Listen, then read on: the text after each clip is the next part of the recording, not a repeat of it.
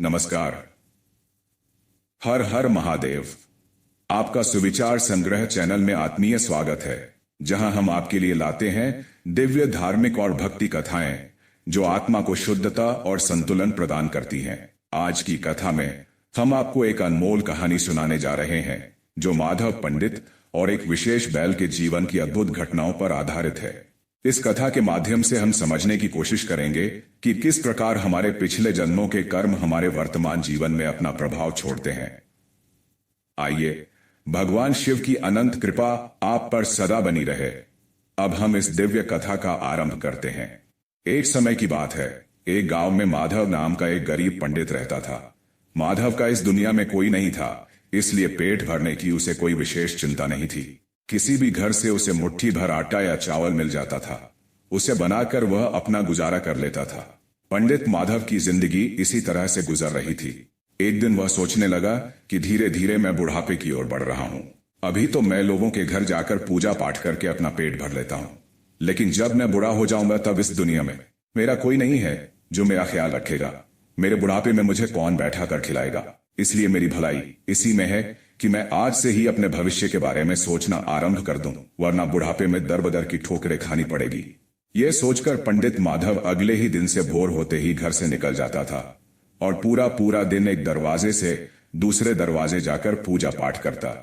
पूजा पाठ कथा आदि काम करने लगा। उसके बदले में उसे जो भी धन या अनाज मिलता था वह उसे घर ले आता। जितना अनाज वह खा सकता था वह पका लेता, बाकी अनाज को संभाल कर रख देता। जब उसके पास काफी सारा अनाज इकट्ठा हो जाता तो वह उसे बाजार में बेच देता। इस तरह से बचत करते हुए कुछ महीनों के पश्चात उसके पास 1000 स्वर्ण मुद्राएं इकट्ठी हो चुकी थी। लेकिन पंडित माधव ने कोई कमी न आने दी। वह रोज यजमान के यहाँ पर जाता और पूजा पाठ करता। एक दिन की बात है, वह किसी यजमान की तलाश करता हुआ एक दूसरे गांव में चला जा रहा था कि तभी एक बुढ़िया की दृष्टि पंडित जी पर पड़ी। तब बुढ़िया ने सोचा कि अरे यह पंडित जी हैं, क्यों ना मैं हवन इनसे ही करवा लूं। शायद पंडित जी सस्ते में अर्थात कम रुपए में हवन करने को मैं तैयार हो जाए। जैसे ही पंडित जी बुढ़िया के घर के सामने से गुजरे, बुढ़िया ने आवाज लगाकर कहा, पंडित जी, महाराज जरा एक क्षण के लिए मेरी भी सुनते जाओ। कहो माई, क्या कष्ट है तुम्हें? मेरे योग्य कोई कार्य है तो बताओ। बुढ़िया माई ने कहा, पंडित जी कुछ दिनों पहले मेरी गाय मर गई थी। क्या आप उसकी आत्मा की शांति के लिए मेरे यहाँ पर पूजा पाठ और हवन करवा सकते हैं? हाँ, क्यों नहीं। गौ माता की आत्मा की शांति के लिए पूजा पाठ करना तो मेरे लिए सौभाग्य की बात होगी। बुढ़िया ने कहा, लेकिन मैं आपको दान दक्षिणा में धन न दे सकूंगी। पंडित जी ने कहा, दान दक्षिणा की तुम चिंता न करो माई, जो भी खुशी के साथ दोगी मैं स्वीकार कर लूंगा। तो ठीक है महाराज, आइए, ये शुभ कार्य आज ही कर दीजिए तो अच्छा होगा। मैं अभी पूजा पाठ और हवन के लिए सभी आवश्यक वस्तुओं का प्रबंध कर देती हूँ। यह कहकर बुढ़िया ने सभी आवश्यक चीजों का प्रबंध शीघ्र ही कर दिया। सांझ तक जब सारा काम पूरा हो गया तब पंडित माधव ने अपना झोला संभाला और कहा, हे माई, गौ माता की आत्मा की शांति के लिए तुमने जो कुछ भी किया उससे ईश्वर और गाय माता दोनों ही तुमसे प्रसन्न होंगे और तुम्हारा भला करेंगे।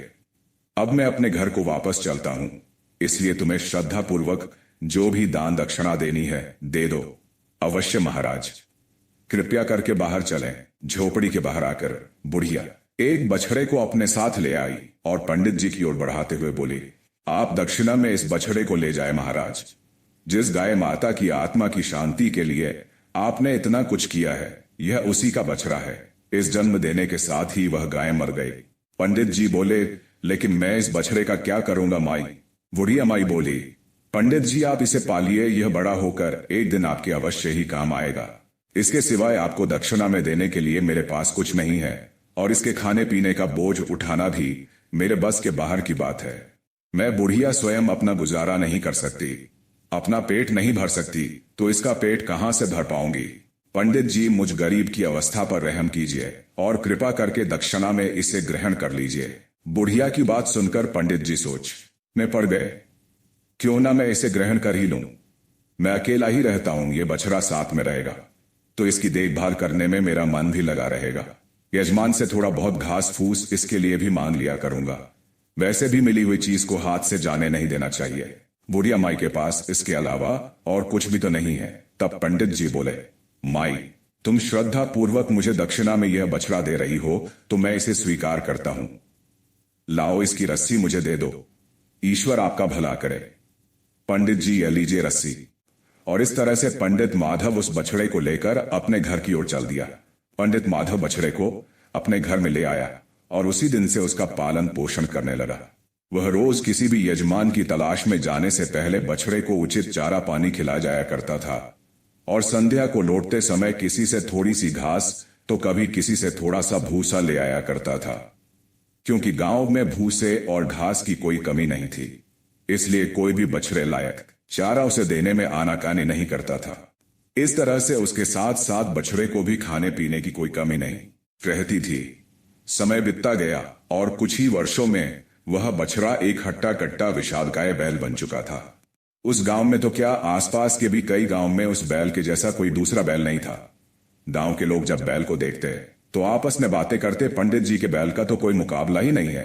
अरे भाई, होगा भी कैसे? हमारे पंडित जी ने इसे पाला पोसा है, अपनी परवाह ना करके उसे खिलाया पिलाया और उसकी देखभाल ऐसे की है मानो जैसे उनका पुत्र हो। माधव के बैल की चर्चा गांव के साहूकार के कानों तक भी पहुंच गई। साहूकार पशुओं की खरीदी बिक्री करता था। उसके पास एक बहुत बड़ी पशुशाला थी जिसमें गायें बकरियां के अलावा कई बैल भी थे। जब उसे पता लगा कि माधव के बैल जैसा पूरे गांव में तो क्या पूरे राज्य में नहीं है, तो मन ही मन में उसने बैल को खरीदने का निश्चय कर लिया। वह माधव के पास पहुंचा और बैल को खरीदने की बात कही, परंतु माधव ने यह कहकर मना कर दिया कि वह बैल को अपना पुत्र मानता है, तो यह बैल बिकाऊ नहीं है। व्यापारी सेठ ने बैल की ऊंची कीमत देने की बात कही, परंतु माधव पर इसका कोई असर ना पड़ा। व्यापारी सेठ मन ही मन इस बात से बड़ी ईर्ष्या करने लगा। सेठ तो वहां से चला गया, परंतु उसने ठान लिया था कि यदि माधव ने उसे बैल नहीं बेचा तो वह भी बैल को माधव के पास नहीं रहने देगा। वह माधव से बैल को अलग करने की योजना बनाने लगा।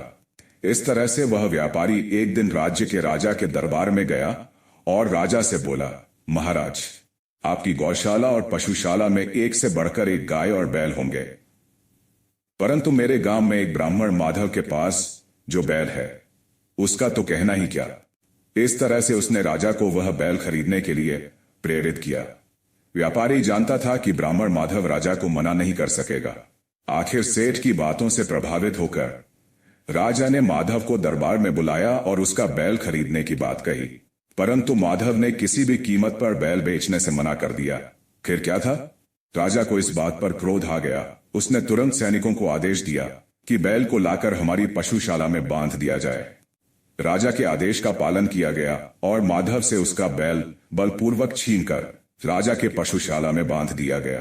राजा जब स्वयं पशुशाला में बैल को देखने आया तो वह भी बैल को देखकर आश्चर्यचकित था। सचमुच ऐसा सुंदर और बलवान बैल तो हमने आज तक नहीं देखा। उसने अपने सेवकों को आदेश दिया कि बैल का पूरा ख्याल रखा जाए और उसके खाने पीने का खास तौर पर ध्यान रखा जाए। परंतु यह क्या, राजा की पशुशाला में आते ही बैल ने खाना पीना छोड़ दिया। उसे अपने पुराने मालिक की बहुत याद आती थी। उधर माधव भी अपने बैल को याद करके दुखी रहता था। सेवकों ने बहुत ही प्रयास किए, परंतु बैल ने खाना पीना शुरू नहीं किया। ऐसी हालत को देखकर सेवकों ने राजा को इस बात की सूचना दी। जब राजा को इस बात का पता चला तो वह भी हैरान था कि एक बैल भी ऐसा स्वामी भक्त हो सकता है कि अपने मालिक से अलग होकर वह दाना पानी छोड़ दे। आखिर राजा को इस बात का एहसास हो गया कि बैल को वापस ब्राह्मण माधव को सौंप देना चाहिए। उसने अगले दिन माधव को अपने महल में बुलाया और बोला, हे ब्राह्मण, तुम्हारा बैल तो तुमसे इतना प्रेम करता है कि उसने दाना पानी तक छोड़ दिया। मैं तुम दोनों के प्रेम में बाधा नहीं बनूंगा, इसलिए तुम अपना बैल वापस ले जाओ। राजा की बात सुनकर माधव फूला ना समाया और राजा को धन्यवाद देने लगा। माधव अपने बैल को वापस पाकर बहुत खुश था और बैल को लेकर वह अपने गांव की तरफ लौट गया। बैल भी अपने मालिक के पास आकर बहुत ही प्रसन्न था। उसने फिर से दाना पानी खाना शुरू कर दिया। अब तो माधव और उसके बैल के चर्चे और भी ज्यादा होने लगे। लोग उनका प्रेम देखकर कहने लगे कि भाई, लगता है कि दोनों का पिछले जन्मों का कोई साथ है। व्यापारी सेठ को जब पता चला कि उसकी योजना असफल हो गई है और माधव को उसका बैल वापस मिल गया है, तो वह मन ही मन में और ज्यादा जलने लगा। एक दिन सुबह जब माधव अपने बैल को चारा डाल रहा था तो अचानक माधव को सुनाई दिया, मालिक, आप मेरा इतना ख्याल रखते हैं, इसलिए मैं आपके कष्ट दूर करना चाहता हूं। यह सुनकर माधव कुछ ठिठक सा गया। यह तो उसका बैल ही था जो मनुष्य की बोली बोल रहा था। बैल ने दोबारा कहा, हैरान मत हो मालिक, मैं कोई साधारण बैल नहीं हूं, इसलिए मनुष्य की बोली बोल सकता हूं, लेकिन मेरी आवाज केवल आपको ही सुनाई देगी। माधव पंडित बोला, यदि तुम साधारण बैल नहीं हो तो कौन हो? बैल बोला, वो मैं आपको सही वक्त आने पर बताऊंगा। फिलहाल मैं आपको कष्टों को दूर करने का एक उपाय बताऊंगा। आप वही करें जो मैं कहूंगा, इससे आपकी धन की समस्या का हल हो जाएगा। फिर बैल धीरे धीरे माधव को कुछ समझाने लगा। सब कुछ समझाने के बाद माधव बोला, योजना तो तुम्हारी अच्छी है, परंतु कहीं ऐसा ना हो कि मैं इसमें खुद ही फंस जाऊं। आप विश्वास करें मालिक, मैंने कहा ना, मैं कोई साधारण बैल नहीं हूं। ठीक है, मैं तुम्हारे कहे अनुसार ही काम करूंगा। अगले दिन माधव उस व्यापारी सेठ के पास पहुंचा और कहने लगा, सेठ जी, मेरा मन है कि मैं आपसे एक बैल खरीद लूं। फिर मेरे पास एक जोड़ी बैल हो जाएंगे तो मैं कुछ खेती का काम भी कर लिया करूंगा। हाँ हाँ जरूर भाई, मेरे पास एक से बढ़कर एक बैल है। वह तो ठीक है सेठ जी, परंतु मेरे बैल के मुकाबले का बैल आपके पास नहीं है। मेरा बैल तो इतना ताकतवर है कि अनाज की बोरियों से भरी हुई 5 बैलगाड़ियों को अकेले ही खींच लेता है। भाई माधव, माना तुम्हारा बैल ताकतवर है, परंतु जितना तुम कह रहे हो वह असंभव है। अकेला बैल 5 लदी हुई बैलगाड़ियों को खींचना तो दूर हिला भी नहीं सकता। सेठ जी, मेरी बातों पर विश्वास ना हो तो शर्त लगा लो, बोलो है मंजूर। सेठ मन ही मन में सोचने लगा, यह ब्राह्मण तो आज खुद ही कंगाल होने के लिए आ गया है, जो एक असंभव सी शर्त लगा रहा है। सेठ बोला, ठीक है, तो शर्त यह रही कि अगर तुम्हारे बैल ने यह कारनामा कर दिया तो मैं तुम्हें 15,000 स्वर्ण मुद्राएं दूंगा, और अगर वह नहीं कर पाया तो तुम्हें मुझे 12,000 स्वर्ण मुद्राएं और अपना बैल भी देना होगा। बोलो मंजूर है? ठीक है, तो शर्त पक्की हुई। 2 दिन बाद पूरे गांव के सामने मेरा बैल यह कारनामा करके दिखाएगा। अगले 2 दिनों में पूरे गांव में यह बात फैल चुकी थी। ठीक 2 दिन बाद एक खुले मैदान में अनाज से भरी हुई बैलगाड़ियां बुलाई गई। सभी बैलगाड़ियों को एक के पीछे एक जोड़ दिया गया और माधव के बैल को उनके आगे जोड़ दिया गया। लोगों की भीड़ यह कारनामा देखने के लिए बड़ी ही उत्सुक हो रही थी। सभी की आंखें बैल पर गड़ी हुई थी। बैल ने जोर लगाना शुरू किया, परंतु गाड़ियां तो अपनी जगह से टस से मस ना हुई। यह देखकर सेठ मन ही मन में बड़ा खुश हुआ। अभी कुछ ही क्षण बीते थे कि बैल ने एक बार फिर से पूरी ताकत लगाई। इस बार तो जैसे चमत्कार ही हो गया। बैल ने 5 गाड़ियों को खींचा और एक कोस दूर तक खींच कर ले गया। यह देखकर लोगों ने दांतों तले उंगलियां दबा ली। सभी बैल की ताकत की वाहवाही करने लगे। सभी बैल की ताकत की वाहवाही करने लगे के सामने सेठ ने बड़े ही दुखी मन से 15,000 स्वर्ण मुद्राएं माधव को दे दी। स्वर्ण मुद्राओं की थैली लेकर माधव अपने घर आ गया। उधर मन ही मन में सेठ को बड़ा ही क्रोध आ रहा था। उसी रात को सेठ अपने कुछ लोगों को लेकर माधव के आंगन में आ धमका और वह लोग डंडों से बैल को पीटने लगे। शोर सुनकर माधव जब बाहर आया तो देखा कि सबके सब और सेठ जमीन पर जख्मी पड़े हुए थे। माधव समझ गया कि उसके बैल ने इनको अच्छा सबक सिखाया है और अपने सींगों से मार मार कर कचमर निकाल दिया है। वह लोग गिरते पड़ते वहां से भाग खड़े हुए। माधव ने प्यार से अपने बैल के सिर पर हाथ फेरा और बोला, बेटा आज तुम मुझे सच सच बताओ कि तुम कौन हो। बैल ने कहा, मालिक मैं आज आपको सारी बात सच बताता हूं। आप ध्यान से सुनिए। पिछले जन्म में मैं एक पंडित था और भगवान शिव का परम भक्त था, परंतु जब तब मुझे से एक ऐसा अपराध हो गया जिसकी वजह से मुझे इस जन्म में बैल का शरीर मिला। मैं पंडिताई करके अपना जीवन निर्वाह करता था। मुझे एक दिन एक गाय दान के रूप में मिली और गाय के साथ उसका बछड़ा भी। मैंने गाय को बड़े ही चाव से पाला और उसका दूध मेरे परिवार का पोषण करता था, परंतु मेरा रवैया उसके बछड़े के प्रति अच्छा नहीं था। मैं उसके बछड़े को गाय का दूध बहुत ही कम दे पीने देता था। मैं सारा दूध निकालकर अपने बच्चों को पिला देता था। इसका परिणाम यह हुआ कि वह बछड़ा बहुत ही कमजोर हो गया और बीमार रहने लगा। एक दिन उस बेचारे बछड़े की मृत्यु हो गई। मैंने मरे हुए बछड़े को खेत में गाड़ दिया, परंतु बछड़े के मरते ही गाय ने भी उसके दुख में दाना पानी छोड़ दिया और कुछ ही दिनों में गाय की भी मृत्यु हो गई। इन दोनों निर्दोष जानों की मृत्यु का दोष का पाप मेरे सिर पर चढ़ गया, जिसका परिणाम यह हुआ कि मुझे इस जन्म में एक बछड़े का रूप लेना पड़ा। और आगे की कहानी तो आप जानते ही हैं।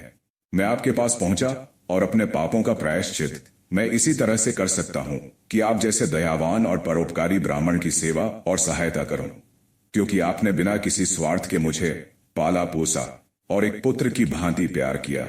शायद वह महापाप करने से पहले मैंने कुछ पुण्य कर्म किए होंगे, जिसके कारण मैं अपने पिछले जन्म के बारे में जानता हूं और मनुष्यों की बोली बोल सकता हूं, और यह भगवान शिव जी की भक्ति का ही परिणाम है कि मैं इतना शक्तिशाली बन गया हूं। इस जन्म में मैं आपकी सेवा करके पाप से मुक्त हो जाऊंगा। सारी बात जानकर माधव की आंखों में आंसू आ गए।